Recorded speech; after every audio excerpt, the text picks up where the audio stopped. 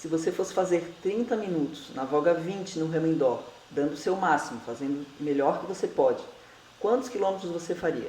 Ou qual seria a sua passagem por 500 metros? Pois esse remador inglês, Benjamin Campbell, fez 9 quilômetros com uma passagem abaixo de 1,40. E isso na voga 20, hein?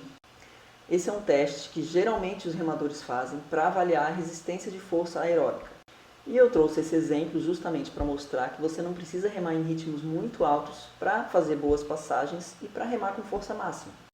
Muito pelo contrário, muitas vezes o ritmo muito alto vai te fatigar muito mais rápido, principalmente nos treinos mais longos. Por isso é importante fazer uma grande variedade de treinos que vão melhorar o seu condicionamento físico geral. Todos os treinos são importantes, tanto os treinos curtos, intervalados de alta intensidade, quanto os treinos mais longos num ritmo mais baixo.